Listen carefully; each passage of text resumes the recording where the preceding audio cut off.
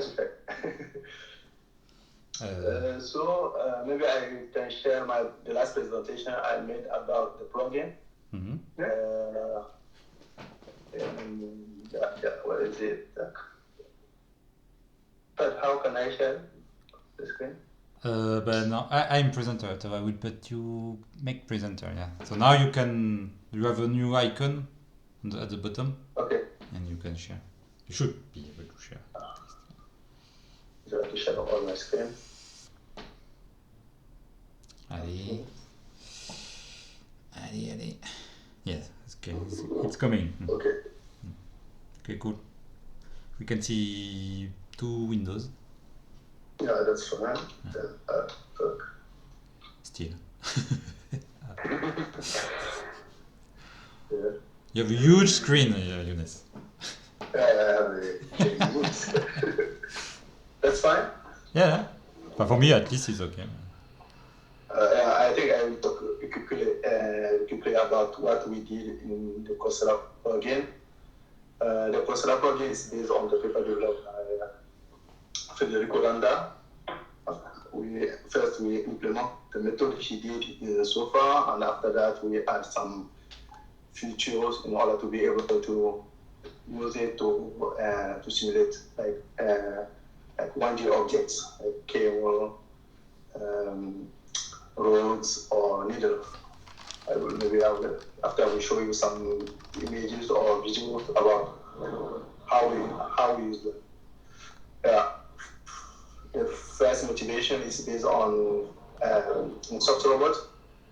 Because today in software robot, before Cosserat model, often when we want to model cable, we use geometric cable. And with Cosserat model, the advantage is that the fact that we can have the mechanical properties, we can add the mechanical properties inside the model, and we can make the cables still strong or how we want it, and you can see the real impact on the simulation. While when you are using geometrical models, even when you put the cable too strong, you can still deform it as you want.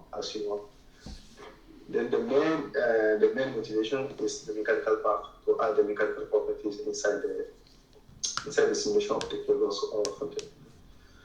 And in software robot domain, the two methods you often use to model the mechanics, when you want to take into account mechanics in software robot, is the finite element method or the Cosserat model. And the advantage of using Cosserat model is the fact that it's very simple to implement, because you can define your object as a set of rigid objects, while each object has the translation and the rotation. This is object. You can use each object as a rigid. It's very simple for the implementation. And in particular, what we develop here is the discrete Cosserat model based on just-wise constant strength. The assumption is the fact that to model a cable, you just divide it as a set of finished sections, and you do the assumption that on each section you have like a strength is constant on each section. Then the strength is not changing, it's not variable on the section. But the main drawback is the fact that when you have to define the number of your section at the beginning, then when you don't have enough sections, you don't have many sections, then you can see that sometimes you don't capture the real deformation you need. That's the main drawback. And the other drawback is the fact that Cosserat model is not very adaptive for volumetric object, or when you want to model like how do you call it? I forgot the name, but when you have some complex 1D objects, it's very difficult to use the Cosserat model. On the other hand, we have the finite element method, which is very adapted for the volumetric object.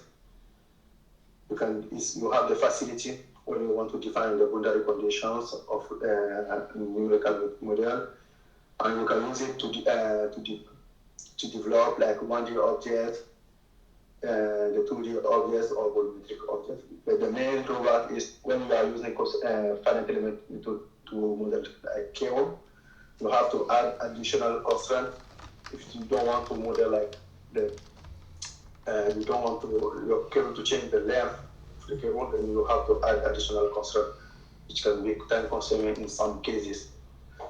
Then in our case, in this work in the Cosserat plugin, what we do is we model this chest-wise control plugin, and we combine it with finite element method to put out the advantage of each one of these models. The first one, the Cosserat model, and the second one is the finite element method.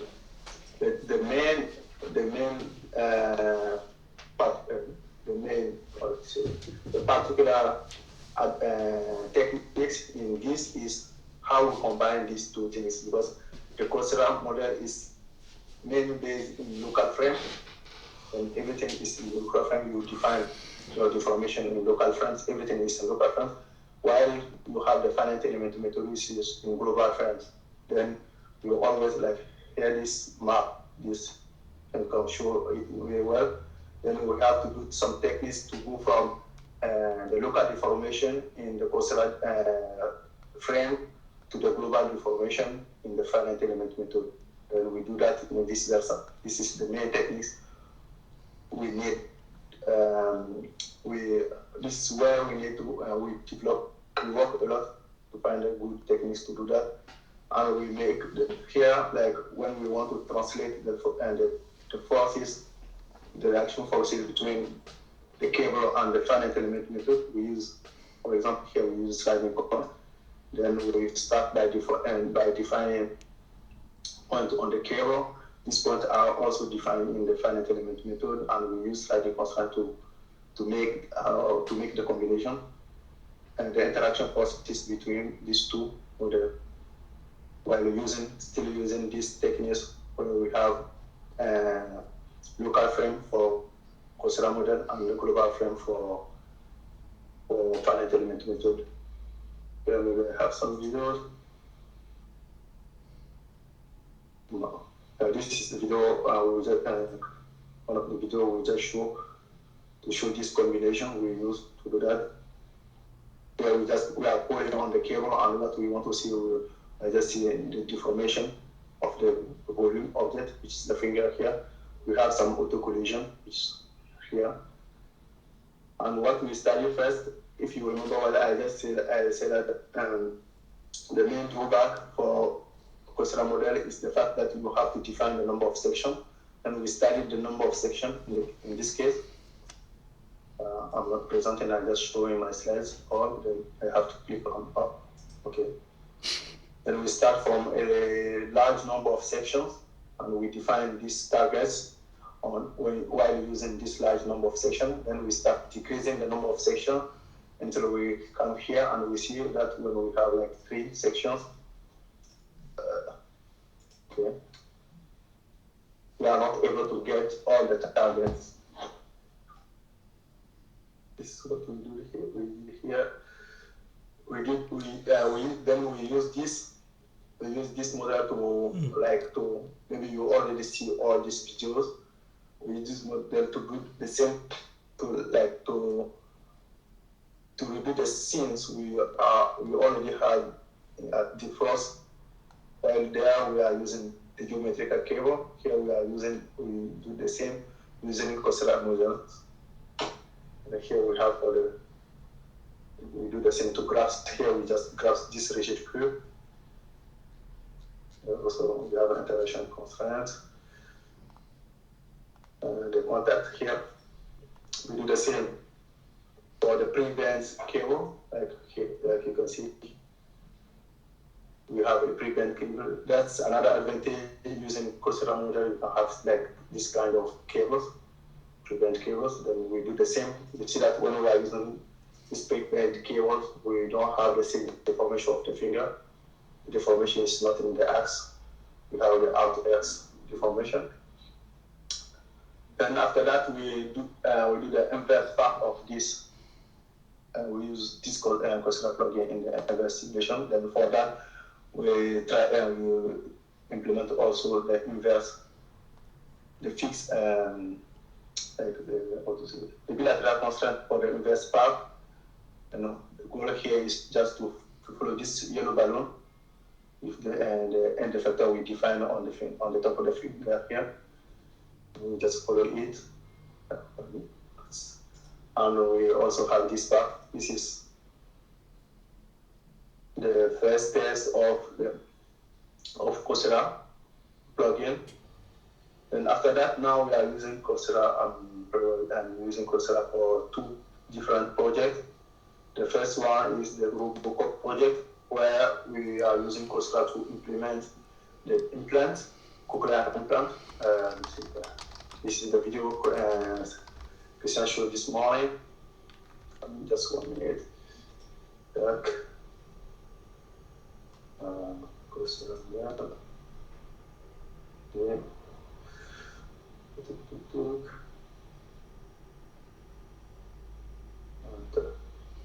Okay, this is the video Christian showed this morning. And we use it to implement here. This is the implant. We are using it to install this implant. This is a project in collaboration with Oticon. I don't know if you know it, where they develop implant for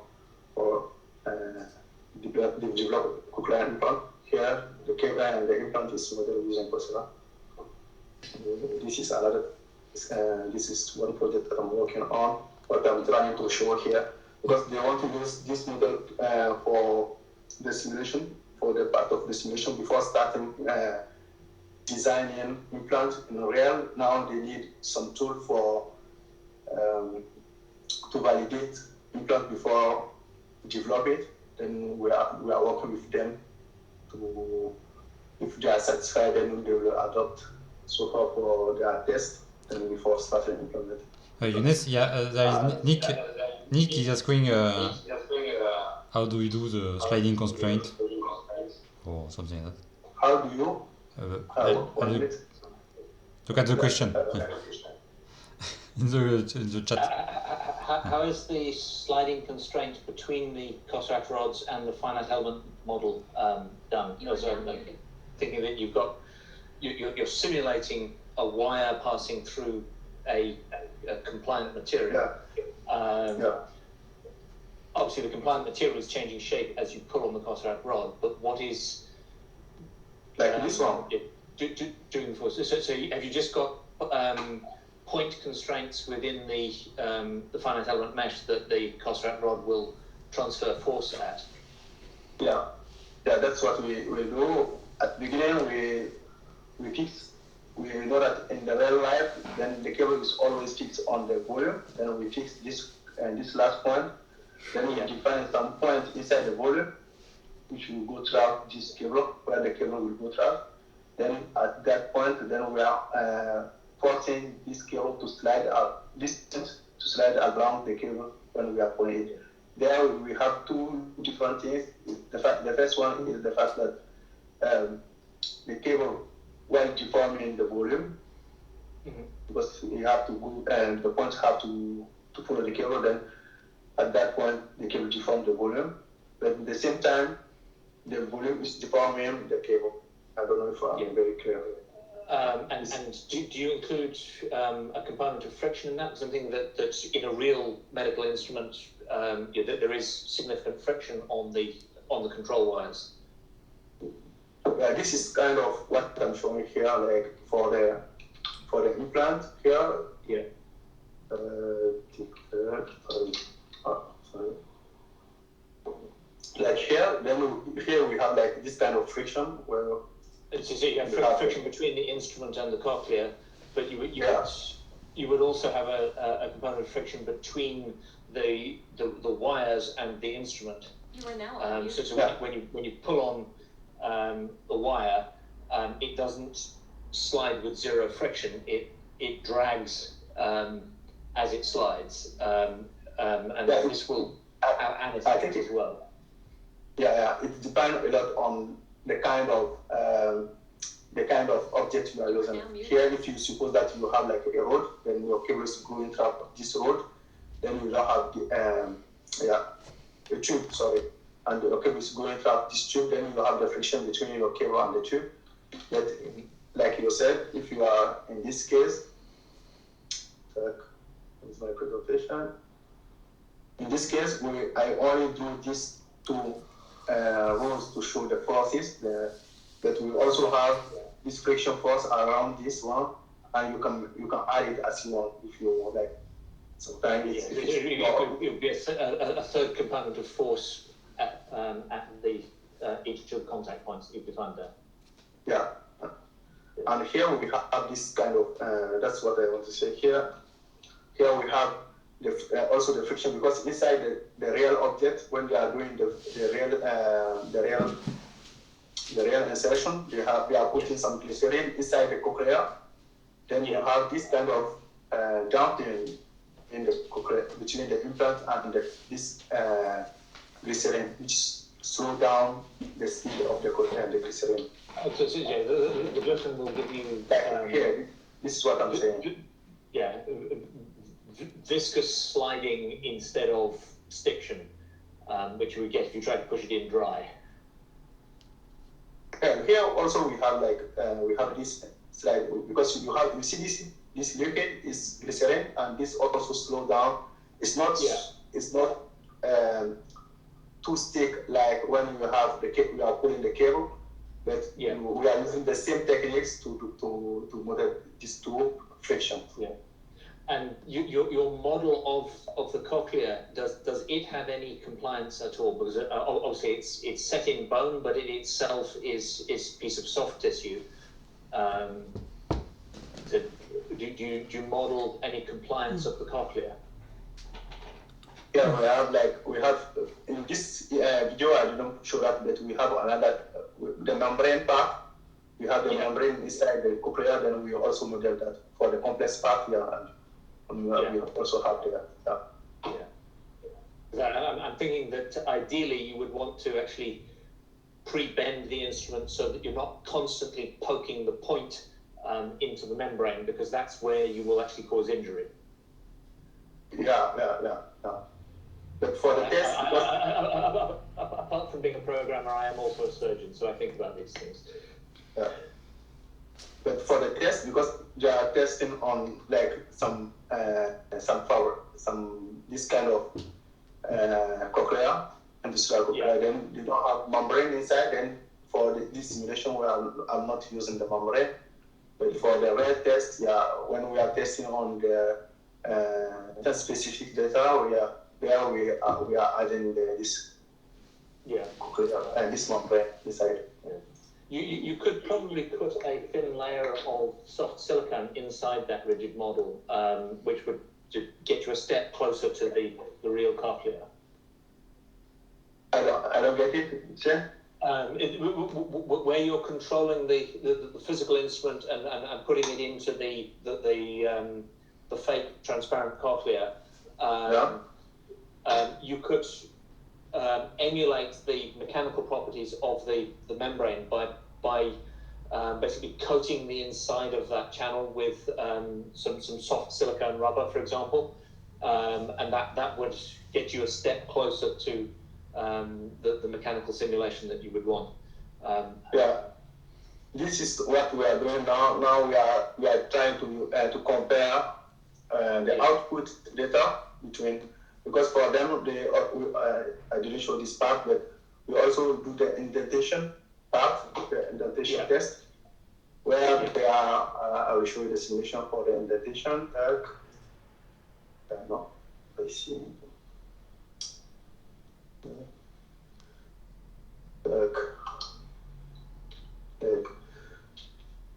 Yeah.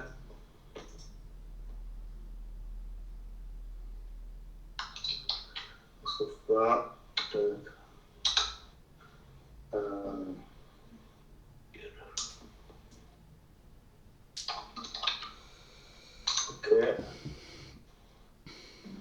as this kind of test, then to find out the parameters of the cochlea. Then what they do is we do the indentation test. You see, they want to get some deformation at this part. Yeah. And we do that also. Then we compare the result of the real experimental result with what we get. And like you can see, this is for that also we add some features inside because inside the Cosserat model, because the Cosserat model at the beginning is a linear model, then we don't have like the plasticity, which is inside what they are doing. Then we add some like light plasticity. And we study that, the parameter of this plasticity, because in green is the data we have, is the output of the result. In blue is the first we get because we are using a model. Then when we add this plasticity, you can see that we have this red, which is going close. All right. Yeah, and so you tune the parameters till you match the experimental data. Exactly. Yeah. This is we also studied this part, and this part I didn't add it in the C++ code, but it's inside the Python code. Then I will convert it to the C++ part. Then the next step also for the Cosserat plugin is now to go forward, instead of using constant to say we have a constant stress along each section, to have a variable constant stress each section. Then we are trying to go on Cosserat. We are keeping Cosserat model, but going forward in an advanced method for Cosserat part. And this is the Cosserat project Christian talked about this morning.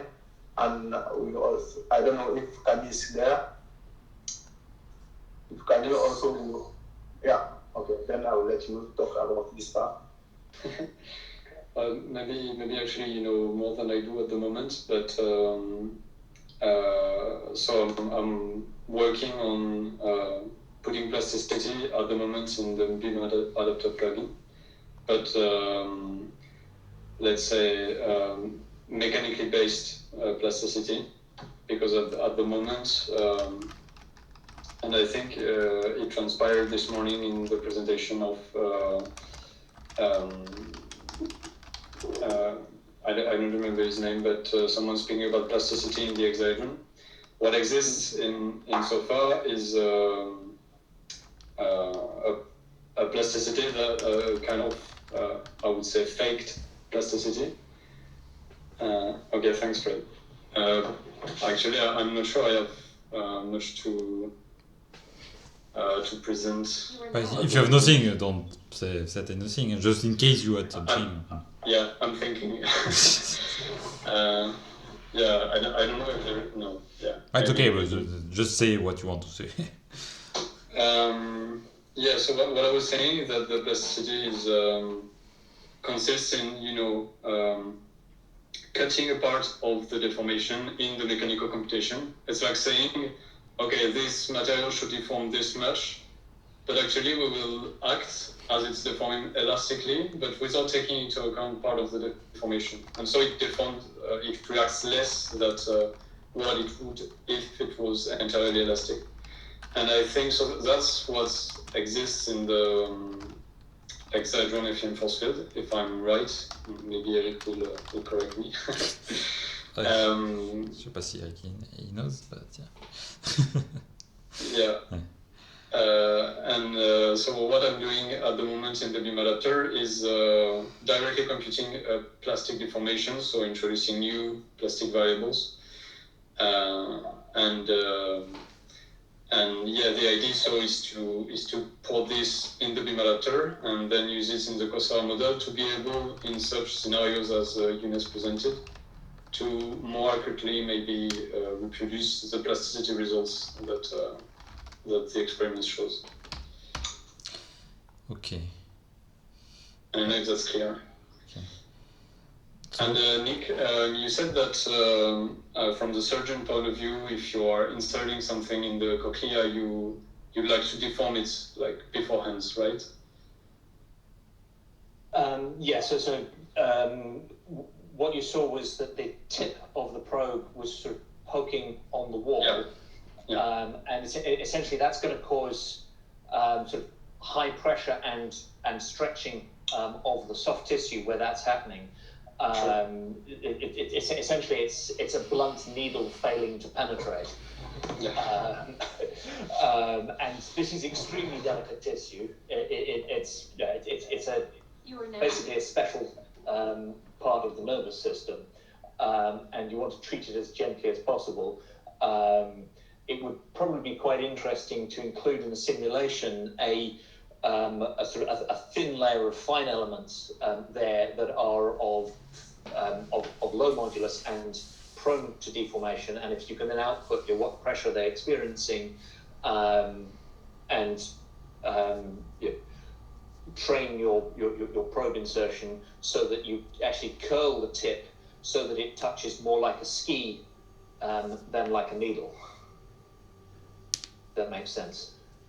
Yeah, sure. Yeah, totally. And in practice, do you know if that's something, or Eunice maybe, that practitioners do when they do this kind of insertion? From my point of view, the only experience I have is for this kind of what I showed before is we are using Phantom to do that, and recently we are also working on using robot for the insertion part, because we are working on two levels. The thing is, the first part is we are trying to have an active implant, cochlear implant, but we are also working on the fact that we want to use the robot to do the operation instead of using human. And this is really two different things we are working on. But I really never assist for the real patient how to do that more and so that. Okay. I would say that for operating endoscopes and so on, generally,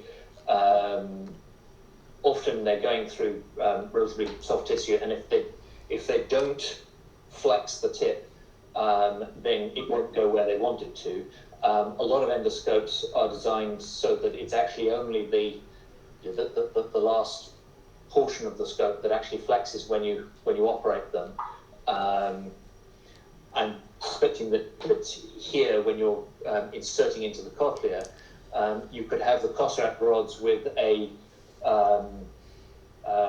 rest state bend to the tip, and that way it kind of it's ski-shaped to start with, but then you can manipulate it by pulling on different wires. Yeah, I got your point. The thing is, the real implant when they just design it, it's not really straight at the beginning. It's not really straight. Then you have a small bend, but it's not very. I would say it's not very. Yeah, it has to be a large enough radius curve that you can put it into the start of the helix. Otherwise, it would jam and stumble at the entrance. A similar thing is done with arterial stents and so on, where we're putting in fine wire, and then they need to coil the wire at the right location and so on. And I think some modelling work of that has been done in SOFA as well, if you look at the various projects that have been done in the past. Yeah, and for us also, we just see that we have three kind of implant of cochlea. We have three models. We have the S, we have the M, and we have the L. Then for the implant, they are developing in their interface. It's not working for the S because it's not very pre-bent. Then when they just try it fails. Then these implants are only manufactured for the M and the L. And the L cochlea. That's the point also. Then I get your point also when you're thinking that. Yeah. Maybe we have and the simulation when we do the simulation also, because we did the simulation to validate the interaction forces. That's what I show inside the video. When you see that when the cochlea is interacting with the implant is interacting with the cochlea, you just see that we try also to map the force, the output force. Then there also we show with this kind of implant, we also show that for the S, for the simulation of for the S cochlea, we are not able to do we are not able to complete the insertion. Right. And we show. Then the next step really is to work on this type of cochlea to add this plasticity, like Camille said, but also to change to go from the linear model to like the non-linear model inside for the Cosserat plugin. The Cosserat, right. Yeah. So I'm taking some notes because I'm not really expert on what you are saying, but mostly the guys who will be involved on this project, I mean the roadmap task, will be you, Younes, I guess, and Camille, right? Yeah. I mean Nick or anybody else will be involved, or not me? For some tests, maybe we'll take some intern, but I don't think that more. Yeah. Because actually for this kind of test we are doing with Oticon, I have to do that. It's not difficult to do, because when you have the scene, you already have it, but you have like thousands of scenes to do, and it's not very quick. Then it's taking time. And really, I prefer to work on something else than to work on that. And because you are not learning anything, you just running some simulation, and with this type of working, I don't have a good machine there to run on it. You have to ask a Christian for a bigger machine. Yeah.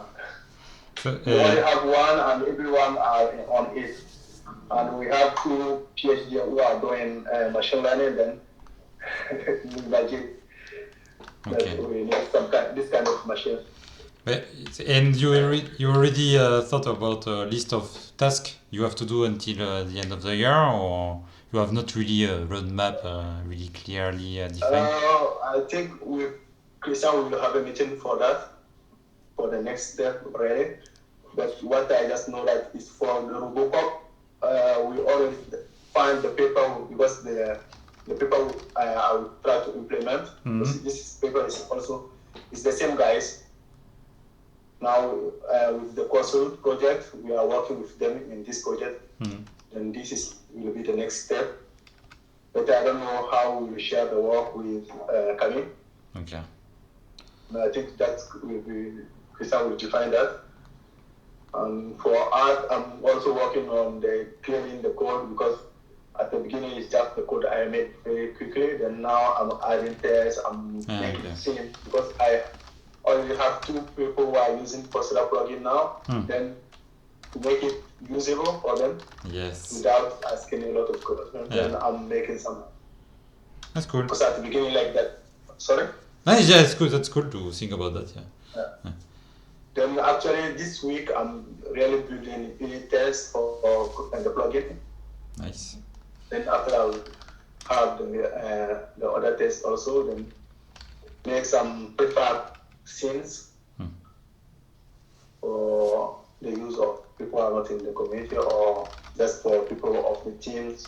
It can be in our team or other teams that people are using so far, to make it very easy for them in order to use it. Okay. And then to implement the second step. But I know the paper I want to implement. I don't know if you need the name. I don't know, but I'm just listing a list of tasks you should do. Okay. Maybe not for sure, but you should do until the end of the year. I mean, roughly. I mean, after that, it would be nice to put the paper for other people. If other people are interested in your project, why not?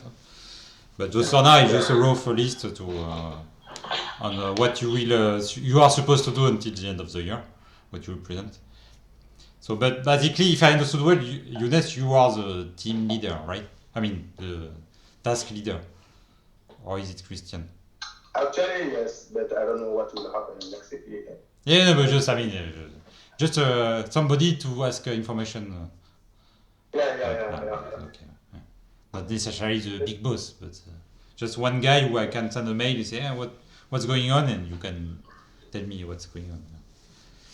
And For that also, I was going to ask, what computer is it that you're actually running the simulations on? You said you were having to share it with a lot of people. sorry? What computer is it that you're running your simulation on? You said that you were having to share that computer with a lot of people. All this simulation I'm showing, I'm running it on my laptop. Then this is very simple laptop. I don't know. It's I thought you said that you were sharing computing resources with someone. Yeah, that's for the testing for the Uticon, the entrepreneurs we are working with. Then we want to study for the study of parameters and everything like that. There we need to do many simulations to run many instances of SOFA. Then there, right now we only have one machine with many resources in the lab. Yeah. Then all right. That's it's just one local workstation. It's not access to a cluster or anything like that. Yeah. No, yeah. And there also I don't know if you know Super Launcher. Then I work a lot on it, where we can run so far using Grid 5000 or SSI. Yeah. That's what we are using. But for the Grid 5000, they are very difficult about the time you can use to run the resources. If you take a whole day, they don't like it, then I prefer to run it in locally. Right, okay. And so, in terms of performances, the model you show with the Cosserat, how many, so I didn't get it. Is it like the beam adapter? Is it based on age? I have the same speed like beam adapter. That's cool. It's real time and the video is also real time. Okay. Actually, so far multiplied by 4. I don't remember when we see the video, but the thing is, the video is in real time. The insertion is in real time. Yeah. And I guess I can have 20 FPS, 34 FPS. And behind just a topology of edges and rigid DOF? No, I think the most complicated part is for the interaction, where I solve the contact. Okay. The only contact, because the advantage of Cosserat is the fact that each section is seen like rigid. Okay. Beam adapter, then the only thing is here you are able to integrate inside your application. You can integrate mechanical properties. That's very, but you don't have. It's not long to compute. Okay. And is there any? I don't know. Maybe it's a stupid question, but is there any plan to merge or fusion or I don't know what fuse code between beam adapter and Cosserat? Because at the end the goal is mostly the same, no? For that, I don't maybe we can speak with Christian, but right now we are using both. Like we can use these two codes to do the same thing. But the advantage is the fact that Cosserat, I don't know, more. You don't need for the large displacement. You don't need to add some you don't need. How we call it? You don't need to add some more operation in order to be able to handle large displacement. They are both limited to small deformation, but for the large displacement, Cosserat is more adaptive. Okay, good to know.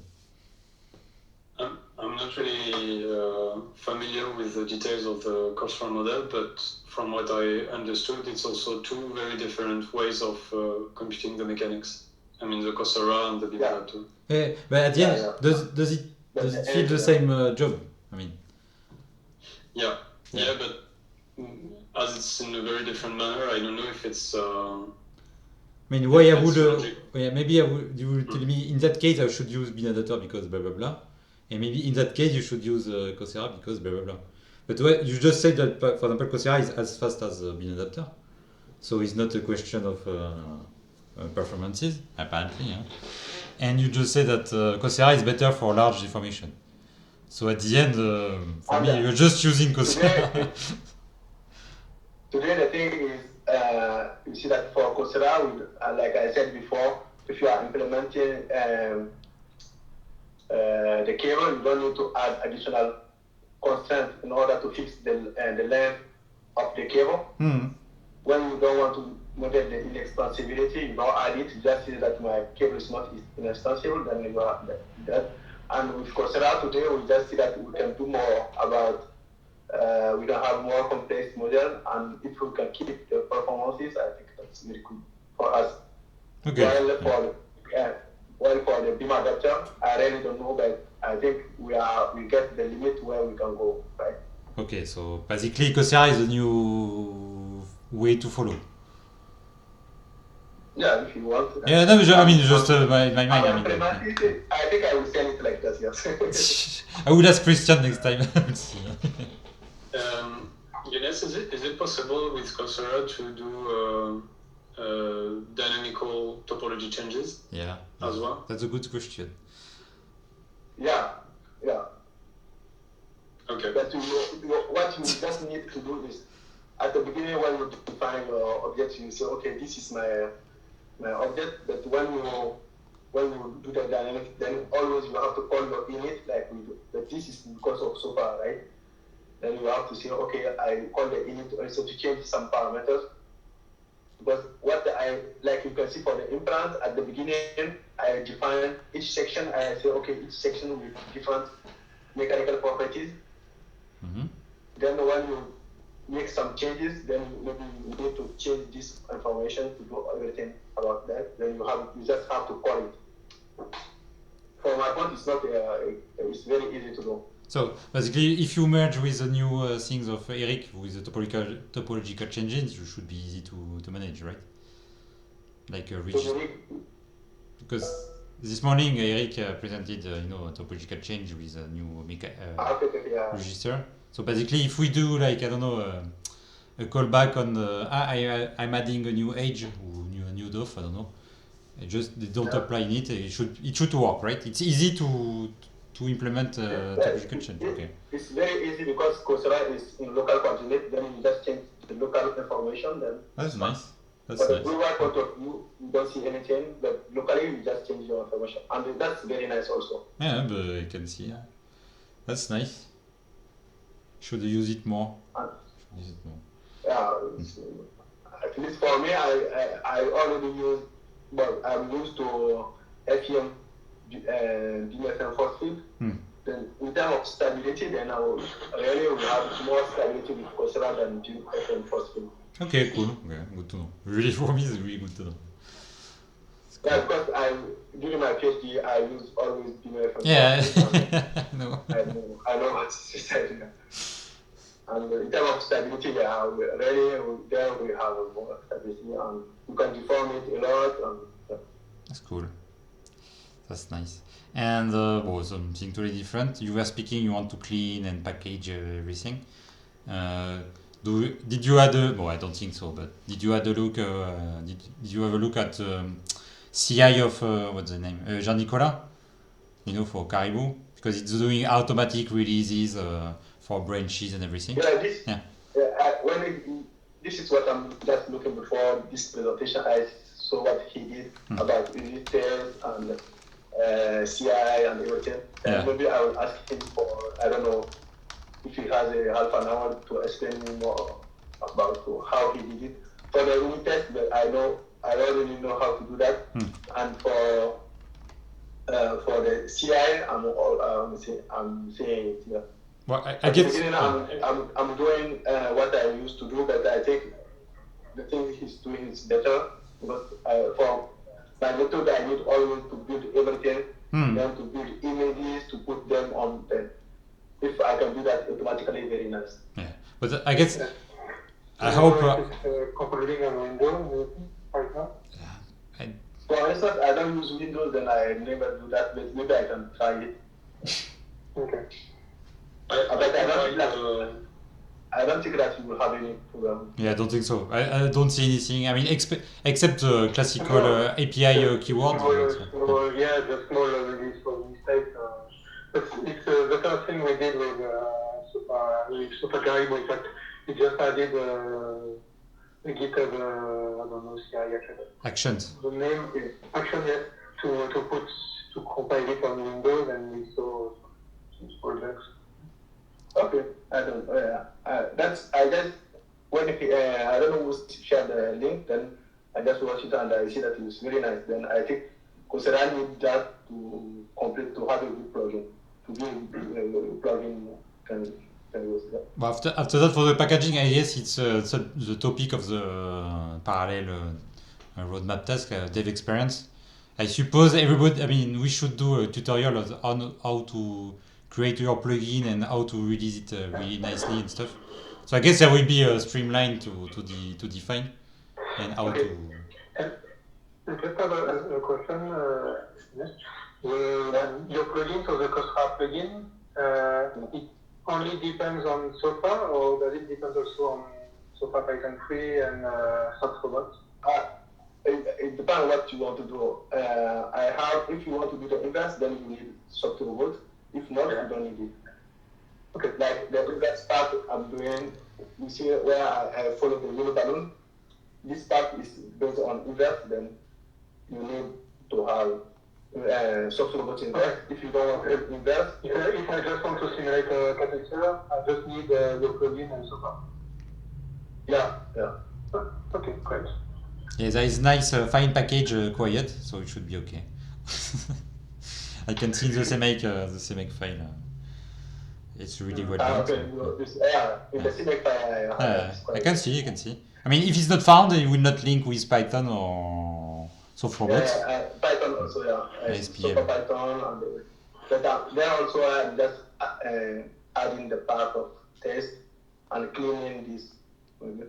So see, in so far we did a good CMake, then to copy paste. Is it? I mean, Python 3 is totally supported like Python 2, or is there still work to do for the Python 3 part? Python 3 is more supported than Python 2. Okay, so I'm working on Python perfect. 3, then all my scenes are in Python 3. Yeah, so I guess, I mean, basically you can remove the Python 2 part soon. Yeah. That's what I'm doing right now. I'm removing the Python 2 because I just see that. Okay. And I have a plugin I have a branch for Super 20.12, I think. Yeah. The last Super. Then I have a branch for that. Then I think right now I don't need to have something for Python 2 anymore. Nice. Nicely done. Cool. But that's so I don't know if you had the roadmap discussion of not the file, but I did 6 objective for the next 6 months. So I put add plasticity to the model. So I guess it's for you, Camille. Camille is not really answering. Yeah. Okay. After that, you said linear model to non-linear model. I don't know if it's one of you guys. I wanted to ask that to Ines if she's speaking about mechanical nonlinearity or geometrical. Mechanical? Yes. Mechanical nonlinearity, yeah. Yeah, so it's the fact that we are using we are making the assumption that the strain along the deformation along each section is constant. Then the thing is we want to use this instead of making just a constant function, we will replace it with a parameter, a polynomial. That's all. Okay. I don't know if you get it. No. This constant function we will replace it with a polynomial function, a polynomial equation. Sorry. Okay. So after that, I put I wrote cleaning, so unit test, other tests, and everything. The scenes, like you said, the examples. And the packaging with Caribou, but that maybe is not really your work, would be more with what's his name, Guillaume. And at the end, maybe to start to think about how to remove cleanly Sofa Python 2. I was thinking, Eulalie is not working also with Cosserat? Sorry? Eulalie, Yeah. She's not working? No. I use it to implement the needle for Lali, Ah ouais? but she's not working on that. Okay, so Actually, she's just a user, okay, so she's not a developer, okay. Okay, but then we have a really nice roadmap task, that's cool. Perfect for me. I almost want to help you guys. I don't know if someone also has a question. Yeah. Eric, you had an idea in mind? If you want to test. No. Sorry? No, I was asking Eric if he had an application with, in his mind or something like that. Well, it would be nice to have to make a demo of temperature, I think. There I have a question about that. This is where I for catheter or needle insertion, I need to add some binding, Python binding, in order to change dynamically my topology. For the needle one, I already use it for the needle insertion, but right now I can't have like front interaction. I only have side, like for the sliding, I have the side, but I can't add the friction. I don't know if you can get it. You can get my point. Like when you are inserting needle inside a tissue, you just have the normal force. I need to add this one, and to do that, I have to create point inside the volume. Then to do that, I just want to do a binding which add points inside my mechanical object. Then I will have my volume. Inside I will have a collision point. And this collision point, I can add points, 3D point, or remove 3D point inside this collision point. Then to do that, I try to implement a binding. But the thing is that I just see that you change a lot set topology modifier and container. Yes, if you make some change, I think after the STC, all the presentation will be shared. In my presentation, I put the link to the different pull requests. So you will see the one that changes the point state topology modifier. In fact, I didn't remove the code. I just some functions to protect. in fact, I put another function to protect it because the idea is to use only one. Okay. But yeah. But you should be able to use it using a point. No, then the thing is, my code at that point doesn't work. Then I fix it by changing this new function. But now I just need to implement the binding in order to be able to add points inside the mechanical object. Then when I add a point, a function which is add a point, then it will work the topology point set topology modifier and container, and point to remove. These two functions I want to bind, point to remove and point to add. Okay. Yeah. Then with that, I will be able to implement for the needle insertion. And for the catheter also, we can do that. But for the catheter, I think you need more the dynamical topology changes than to add it. Yeah. Okay. I would be happy to see Okay.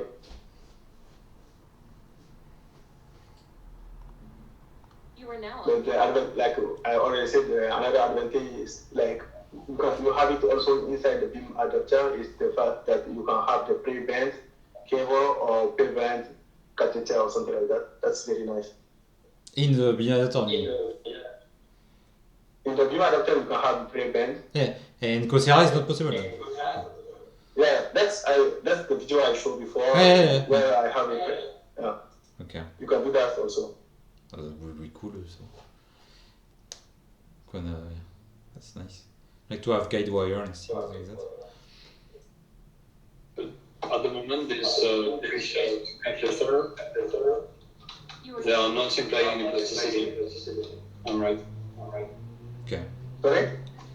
At the moment when you want to pre-shape a catheter, a needle, anything, either in beam adapter or in Cosserat, you don't imply that there is plasticity involved. You just say the rest shape of this is different, and hence it should be formed differently. Yeah. Exactly. Whereas concretely in reality, I think that they are deformed after being manufactured straight, and so their deformed shape actually includes already an history of deformation. Yeah. No idea. Yeah. That's true, but that's the limitation of the model that I don't. Yeah. And The only thing is you can add some like light plasticity. Yeah. But I don't know to what extent this is actually impacting the efficiency of the simulation. Like, to what extent it is a tolerable approximation. I mean, that's the point of adding heavy plasticity, let's say. Yeah, that's cool. All right. That's cool. Okay, then. Ouais. No, but we didn't. I mean, we still have time, but just. I mean, if we are finished, I mean, I can list 6. Huh? What? Okay. Well, normally, I think that is finished. Yeah, but what, I mean, I'm just like wrapping everything, but just to say we discussed about that. I identified one task leader, not really leader, but one contact in that roadmap task is you, Younes, and maybe a sub contact would be Camille. I mean, if we want to discuss about that. And after that, I identified 6 tasks like plasticity, linear to non-linear, cleaning, scenes, Caribou packaging, packaging with Caribou, and maybe remove Python 2. I guess it's quite good for like the next 6 months, because I'm for sure you have something else to do for the next 6 months, right? Yeah, because normally this is very outside the project I'm working on, but right now I'm doing it when. Yeah, so if you do it, it will be really nice. So yeah, for the community, I mean. After that, maybe you have your own things. And, okay, that's perfect. Yeah, because Cosserat, I just watched, look at the GitHub repository, but it's LGPL, so everybody can use it, right? Yeah. So yeah. So for me, I'm okay. It's finished. If you want to speak about more stuff, you can. No, from my point of view, the thing is when people use it, then like Etienne, the last time Etienne wanted to use it, then I worked on it again to change things and to not to change things, but to clean things and to. That's at the moment I create the branch 20.12, and it was very good things because 2 weeks after I started using Python 3, then it was very nice for me because I don't need to maintain Python 2 anymore. Yeah, that's a good part to remove, especially because it's not supported. No, that's nice. That's nice. Now I want to do the unit test in order to make things very cool. Nice. And I'm working also, like I already said, on prefabs. But the thing is, with prefabs, some STLib prefabs are not working anymore. Then. Yeah, that SPLib, remember? That's really a pain in the ass to maintain, I guess, no? Yeah, but the thing is, at some point I'm saying maybe because I don't need a lot of STLib, then maybe I don't need to implement everything like they did in SuperGym. You know, in the SuperGym they just remove some code they need and put it in in SuperGym and maintain it, convert it to Super Python 3. Then when you want to compile it, you don't need necessarily to have STLib. But I don't know if I have to do that or not, because if I remove it from STLib, then you just remove one dependency and it can be nice, but the thing is you are duplicating code then. Yeah, Maybe there are so far. Maybe there you know more about what's better to do. but you are still using the prefab thing. I mean, you really use a lot of prefab things, because there are 2 or 3 years. Well, Yeah, not I a lot. remember. But Not a lot, not a lot. Yeah, I it's- think very few. because for me, it was like a few years ago. Yeah, it was really used a lot with what's his name, by Damien and Bruno. I mean, with the QT quick things and everything. But now I'm feeling that nobody's using it anymore actually. So that's a bit weird. But, Yeah, because people are using Super Python 3 and it's not compatible with Super Python 3. Then we are trying to maintain it somehow, but it's good. And the thing is, last time I just checked the thing, and a lot of parts, we just have like 3 or 4 branches for STC, and in each branch is different. And people don't, when they re-implement functions, they don't use the same name. Okay.